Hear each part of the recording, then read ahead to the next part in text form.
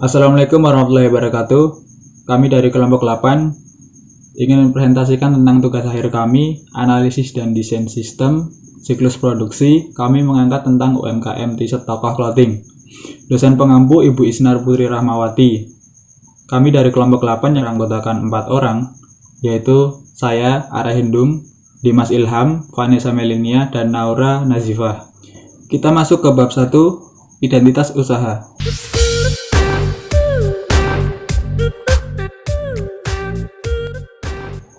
Subbab pertama ada profil usaha. Jadi usaha ini bernama T-shirt Tokoh Clothing, pemilik Aditya Ristianang, alamat usaha Jalan Sumbing Raya Mojosongo, Kecamatan Jebres, Kota Surakarta. Tanggal berdiri Juli 2015, jumlah karyawan 15 orang, produk ada kaos, tote bag, tas, celana, jaket, dan aksesoris lainnya. Ada media sosialnya juga, ada Instagram, Facebook, Twitter. Ada WhatsApp juga. Latar belakang usaha. Berdirinya usaha ini dilatar belakangi oleh Mas Adit yang ingin mencoba menyablon kaos dengan gambar tokoh-tokoh HAM seperti Munir, Wiji Tukul, dan lain-lain. Dari situlah teman-temannya mulai tertarik dan mulai memesan sablonan pada Adit karena unik dan belum ada yang membuat sebelumnya. Pada awal berdirinya, usaha yang didirikan Adit ini meminjam alat sablon yang dimiliki oleh temannya. Namun, sering berjalannya waktu, usaha ini terus berusaha untuk berkembang menjadi lebih besar lagi hingga sekarang sudah memiliki alat sablon yang lengkap dan milik Adit sendiri. Oke, kita masuk ke subbab yang kedua, yaitu proses bisnis usaha.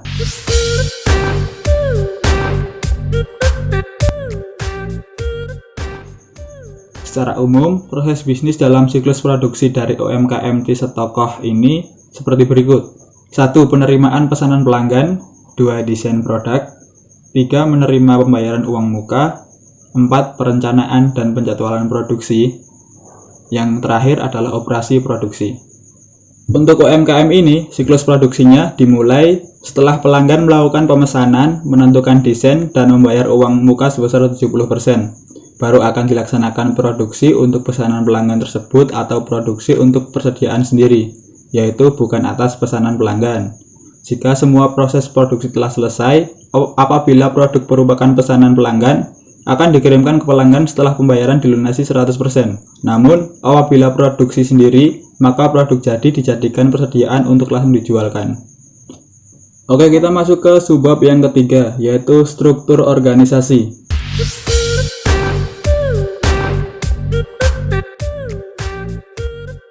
Struktur organisasinya ada pemilik, terus di bawahnya ada kasir, admin, pengurus orderan pembeli, tukang sablon dan potong, dan juga tukang jahit. Oke, untuk pembagian tugasnya yaitu 1. Pemilik usaha. Pemilik usaha UMKM ini adalah Mas Adit yang berlaku sebagai manajer, bertanggung jawab untuk mengawasi semua kegiatan yang ada pada usaha clothing tersebut. Yang kedua, kasir. Dilakukan oleh 1 orang karyawan yang bertanggung jawab melayani penerimaan pembayaran yang datang ke store offline. Yang ketiga adalah admin.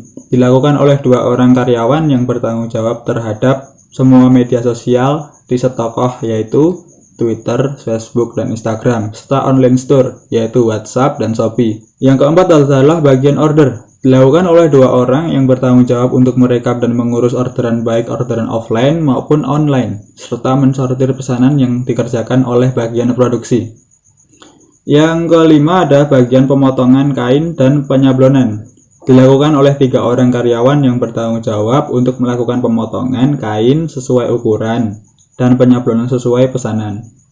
Yang terakhir adalah bagian penjahitan kain. Dilakukan oleh sekitar 8-9 orang karyawan yang bertanggung jawab untuk mengubah potongan kain menjadi produk jadi. Kita masuk ke bab 2, yaitu sistem yang sudah berjalan.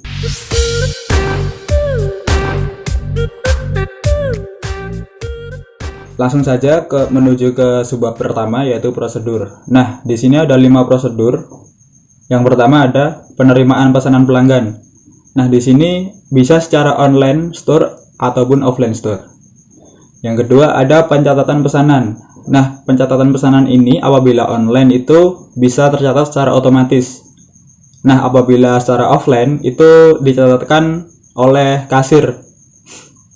Yang ketiga ada pembelian bahan baku. Pembelian bahan baku di sini bisa dilakukan setelah menerima pesanan dan pembayaran uang muka dari pelanggan. Dan bahan baku di sini mereka dapat langsung dari pabrik. Untuk bahan baku sablon didapatkan dari supplier pelanggan. Yang keempat ada pemrosesan pesanan. Nah, di sini ada 3 proses, yaitu pertama dimulai dari pemotongan kain, yang kedua ada penjahitan, yang ketiga ada penyablonan.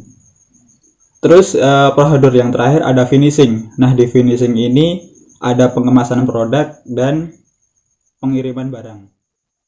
Lalu untuk bab 2 yang berikutnya yaitu fungsi terkait.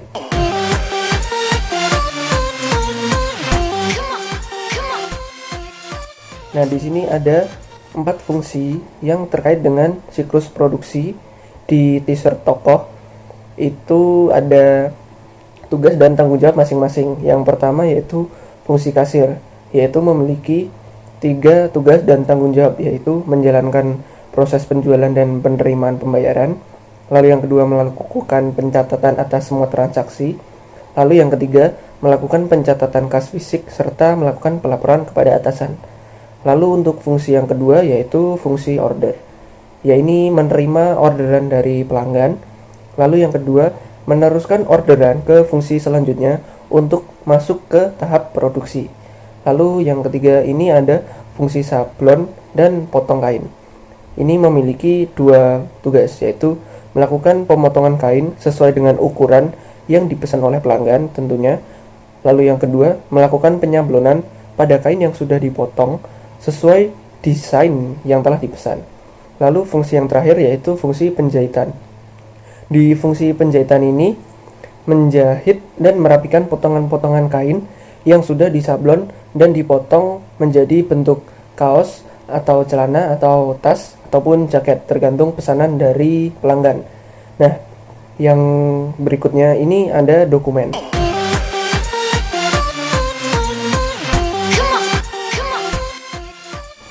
Ini ada 1 dokumen yang terkait dalam siklus produksi di t-shirt tokoh, yaitu nota penjualan. Nota penjualan ini adalah bukti transaksi yang dilakukan antara pihak penjual dan pihak pembeli atau pelanggan. Lalu untuk yang berikutnya ada catatan akuntansi.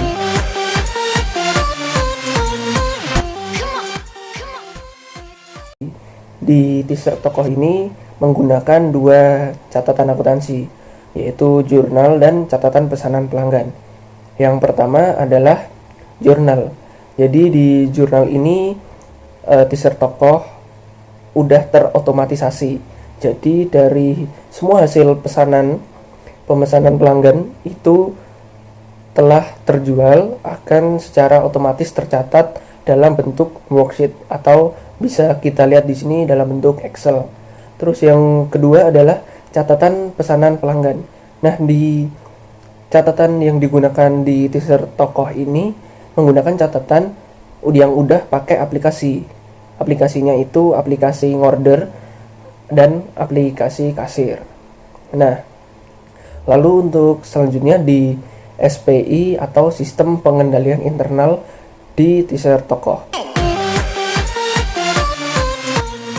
Ini ada kelebihan, kelemahan, dan evaluasinya. Nah, di kelebihannya ini ada 4. Yang pertama, otomatisasi penerimaan pesanan pelanggan. Nah, di sini pesanan dari pelanggan itu sudah otomatis masuk pada marketplace jika secara online. Kalau untuk menggunakan media sosial seperti WhatsApp, Instagram, dan Facebook itu harus diinput ke aplikasi yang tadi namanya ngorder. Nah, kemudian akan muncul rekapan pesanan penjualan. Nah, kalau untuk di awal ini pelanggan harus membayar DP sebesar 70% dari total pesanan. Ini untuk yang offline. Nah, terus yang kedua adalah penjadwalan produksi. Nah, di t-shirt tokoh ini untuk melakukan pemrosesan produk didasarkan pada deadline. Jadi waktu selesainya, bukan dari orderan pertama yang masuk sehingga dapat menghindari keterlambatan. Jadi ini juga menguntungkan bagi pelanggan. Lalu yang ketiga adalah pemilihan dan evaluasi bahan baku. Nah, di sini teaser tokoh ini dalam memilih bahan baku juga mempertimbangkan kualitas bahan dan tentu saja harga yang cocok.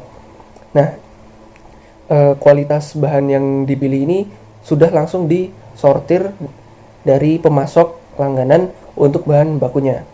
Lalu yang keempat adalah pemisahan tugas dan tanggung jawab. Nah, di sini struktur organisasinya itu sudah jelas, ada beberapa fungsi seperti bagian kasir, admin, bagian penerimaan pesanan, bagian pemotongan kain, penyablonan, dan bagian penjahitan. Jadi tugasnya itu dan tanggung jawabnya sudah terpisah. Lalu yang terakhir di kelebihannya ini adalah sistem otorisasi dalam pencatatan. Nah, di sistem otorisasi dan prosedur pencatatan yang digunakan di teaser tokoh ini menggunakan rekapan dari aplikasi ngorder dan kasir, serta bukti pembayaran berupa nota berstempel untuk diberikan kepada pelanggan. Lalu berikutnya adalah kelemahan. Itu ada dua. Yang pertama itu tidak adanya pencatatan transaksi pengeluaran kas. Nah, di sini tidak adanya catatan ini dikhawatirkan akan sulit untuk mempertimbangkan, terutama pada saat terjadinya pengeluaran yang besar dan tidak terduga. Lalu untuk kelemahan yang kedua itu tidak adanya catatan akuntansi berupa jurnal akuntansi dan kartu persediaan. Nah, karena di teaser tokoh ini hanya menggunakan aplikasi ngorder dan kasir. Lalu yang terakhir, tentu saja untuk evaluasinya, menurut kami yang pertama itu fungsi yang masih menjalankan tugas ganda, itu fungsi sablon dan pemotongan kain seharusnya dipisahkan agar kinerjanya lebih efektif. Walaupun di kelebihan sudah terdapat pemisahan tugas, cuman agar lebih efektif lagi dipisah untuk fungsi sablon dan pemotongan kain karena masih menjadi satu fungsi atau tugas ganda. Lalu yang kedua adalah melakukan pencatatan seluruh transaksi pengeluaran yang dilakukan. Agar apa? Agar mengerti pengeluaran dan kita bisa, teaser tokoh bisa mencatat apabila ada pengeluaran yang besar dan tidak terduga sekalipun.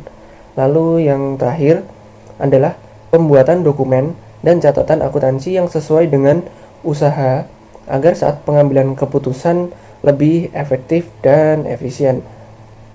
Selanjutnya bab 3 pembahasan. Siklus produksi adalah serangkaian aktivitas bisnis dan kegiatan pengolahan data yang berkaitan dengan pembuatan produk dan dilakukan secara terus-menerus. Pada bab ini, kami akan memberikan beberapa saran untuk UMKM di tokoh clothing agar dapat memperbaiki siklus produksinya. Yang pertama yaitu prosedur pelaksanaan.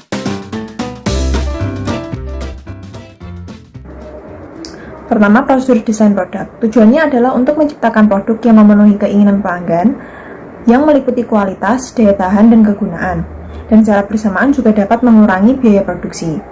Pelanggan dapat memesan produk dengan datang langsung ke toko ataupun secara online pada marketplace. Setelah memesan, pelanggan dapat memberikan desain yang diinginkannya. Yang kedua yaitu perencanaan dan penjadwalan produksi. Tujuannya adalah mengembangkan rencana produksi yang efisien untuk memenuhi pesanan yang sudah berjalan dan mengantisipasi permintaan jangka pendek serta meminimalkan persediaan bahan baku dan produk jadi. Supaya proses produksi dilakukan sesuai dengan permintaan dan waktu yang bersamaan, UMKM ini sebaiknya membuat perencanaan dan penjadwalan produksi setelah pesanan diterima dari fungsi order. Dan yang ketiga yaitu prosedur proses produksi. Bertujuan untuk menyelesaikan produk pesanan pelanggan atau produk yang didesain sendiri. Proses yang dilakukan harus runtuh sesuai dengan prosedur yang ada. Setelah dilakukan perencanaan dan penjadwalan produksi, fungsi gudang akan mengecek bahan baku. Kemudian setelah itu akan dilanjutkan kepada fungsi pemotongan kain. Setelah kain dipotong, kemudian akan dilanjutkan ke fungsi sablon dan akhirnya diteruskan ke fungsi penjahitan. Setelah itu baru dicek oleh fungsi pengecekan. Yang kedua yaitu fungsi terkait. Beberapa fungsi terkait pada siklus produksi yang seharusnya ada pada UMKM di toko clothing adalah yang pertama yaitu fungsi kasir. Tugasnya menjalankan proses penjualan dan penerimaan pembayaran, Kedua, melakukan pencatatan atas semua transaksi. Ketiga, melakukan pencatatan atas penerimaan kas fisik yang diterima. Kemudian yang kedua itu fungsi order. Tugasnya yang pertama menerima orderan dari pelanggan, kedua mencatat pesanan pelanggan, dan yang ketiga meneruskan pesanan ke fungsi gudang guna memastikan ketersediaan bahan baku. Selanjutnya yaitu fungsi gudang. Tugasnya mengajukan permintaan pembelian berdasarkan persediaan yang ada, kemudian bertugas untuk menghitung persediaan produk yang siap untuk dijual baik secara offline ataupun online, dan yang terakhir yaitu bertugas menerima bahan baku dari supplier atau pabrik atas bahan baku yang diterima. Selanjutnya ada fungsi pemotongan kain. Tugasnya satu, melakukan pengukuran pada jenis kain sesuai dengan pesanan pelanggan, dan yang kedua, tugasnya memotong kain sesuai dengan ukuran yang telah dipesan oleh pelanggan. Selanjutnya yaitu fungsi sablon. Tugasnya melakukan penyablonan pada kain yang sudah dipotong sesuai dengan desain yang telah dipesan oleh pelanggan. Kemudian ada fungsi penjahitan. Tugasnya menjahit dan merapikan potongan-potongan kain yang sudah disablon dan dipotong menjadi bentuk kaos ataupun celana ataupun jaket ataupun sesuai produk yang diinginkan oleh pelanggan. Selanjutnya yaitu fungsi pengecekan. Tugasnya melakukan pengecekan terhadap kain yang sudah dipotong. Selanjutnya ada dokumen yang digunakan. Yang pertama yaitu surat order barang. Surat ini muncul ketika pelanggan memesan barang kepada UMKM t-shirt toko clothing berisikan rincian pesanan pelanggan. Yang kedua, surat permintaan bahan baku. Dokumen permintaan pembelian bahan baku ini diisi oleh fungsi gudang. Yang ketiga, laporan penerimaan barang. Dokumen yang berisi tentang informasi, rincian bahan baku yang diterima oleh fungsi gudang dari supplier ataupun pabrik. Dan yang terakhir yaitu dokumen pesanan produksi. Fungsi dokumen ini untuk mengotorisasi pembuatan sejumlah produk tertentu. Terdiri dari daftar operasi yang perlu dilakukan, jumlah yang akan diproduksi, dan lokasi di mana produk jadi harus dikirimkan. Dokumen ini dikeluarkan oleh fungsi order untuk diteruskan kepada proses produksi. Selanjutnya akan dijelaskan oleh teman saya. Selanjutnya adalah catatan akuntansi yang digunakan. Kami merekomendasikan kepada UMKM Tersit Toko Clothing untuk menggunakan catatan akuntansi berikut ini. Yang pertama, jurnal penjualan untuk mencatat penjualan yang dilakukan secara kredit. Yang kedua, jurnal penerimaan kas untuk mencatat penerimaan kas ketika adanya pembayaran uang muka ataupun pembayaran pesanan pelanggan. Dan yang ketiga adalah kartu persediaan untuk mencatat persediaan masuk dan persediaan keluar yang dihitung dengan metode FIFO. Unsur pengendalian internal. Kami merekomendasikan kepada UMKM Tersit Toko Clothing untuk melakukan pengendalian internal terhadap 1. Pemisahan fungsi. Pada UMKM Tersit Toko Clothing sudah terdapat pemisahan tugas dan tanggung jawab sesuai dengan fungsinya.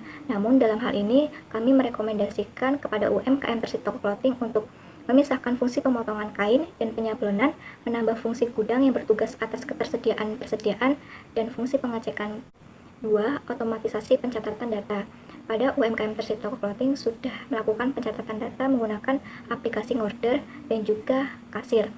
Kami merekomendasikan untuk tetap dilakukannya pencatatan akuntansi setiap transaksi yang terjadi dan juga melakukan penyimpanan data di setiap periodenya dan mengarsipkannya. 3. Pengendalian terhadap data. Pemanfaatan teknologi dalam usaha itu rawan terjadinya kerusakan dan juga kehilangan data. Maka kami merekomendasikan pada UMKM Tersit Toko Clothing untuk dilakukannya pengendalian data yang mana hanya pihak terkait yang dapat mengakses database usaha. Kemudian diperlakukannya enkripsi data supaya data dapat tersimpan dengan aman, dan yang terakhir adalah melakukan backup. Dan yang keempat adalah pencatatan persediaan, yaitu mencatat persediaan bahan baku dan juga produk jadi untuk mencegah terjadinya produk habis. Kemudian juga dilakukannya pembaharuan persediaan pada marketplace atau sosial media. Berikutnya adalah flowchart, yaitu bagian alir yang terdapat pada siklus produksi di UMKM Tersit Toko Clothing menurut kelompok kami, yaitu terdapat bagian penjualan, gudang, pengecekan, pemotongan, penjahitan, penyablonan, dan finishing. Pada bagian penjualan, itu untuk menerima pesanan pelanggan, kemudian gudang melakukan ketersediaan bahan baku, pengecekan bertugas untuk mengecek bahan baku dan juga produk yang telah jadi, kain yang telah diambil dari gudang, kemudian masuk ke pemotongan, yang mana nantinya dipotong sesuai dengan ukuran yang telah dipesan pelanggan, kemudian masuk ke penjahitan, yang mana nantinya kain tersebut dijahit, Selanjutnya, produk masuk ke penyablonan yang mana nantinya akan disablon sesuai dengan request dari pelanggan. Selanjutnya, masuk ke bagian finishing yang mana untuk dilakukan pengecekan terhadap produk yang telah jadi, apakah nantinya produk itu ada yang cacat atau tidak. Kemudian dilakukan pengepakan. Bab 4, penutup yang memuat kesimpulan dan saran dari kelompok kami.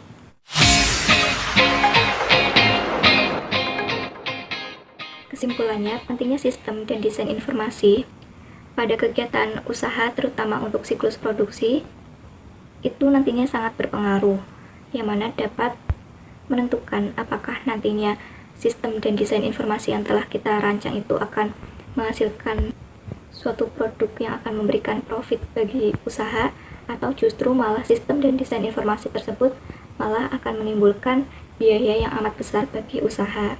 Berdasarkan hasil analisis kami terhadap aktivitas di UMKM Tersitoko Clothing, terutama pada siklus produksi, UMKM Tersitoko Clothing ini sudah menjalankan sistem dan desain informasi yang cukup baik dan sudah berjalan sesuai dengan fungsinya masing-masing.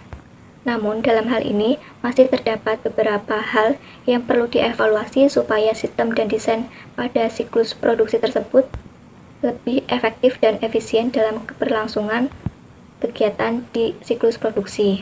Seperti 1.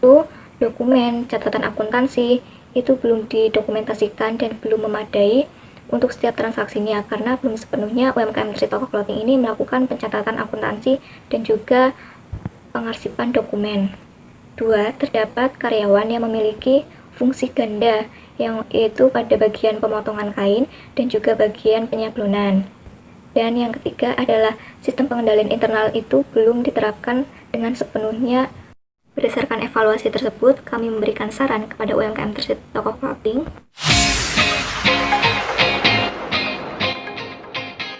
yaitu berupa 1. Menggunakan dan menyimpan dokumen untuk setiap transaksi dan mencatatnya dalam catatan akuntansi. 2. Menambah jumlah karyawan apabila memungkinkan dilakukannya penambahan karyawan untuk menghindari tugas yang masih dilakukan secara rangkap dan juga ketika dilakukannya penambahan fungsi, yaitu fungsi gudang yang mana bertugas terhadap ketersediaan baik itu bahan baku dan juga bahan produk jadi, dan fungsi pengecekan produk yang bertugas untuk melakukan pengecekan pada tahap pemotongan kain, penjahitan, penyablonan, hingga finishing guna menghindari adanya produk cacat. Dan yang terakhir adalah menyusun dan menetapkan sistem pengendalian internal yang sesuai dengan kondisi usaha.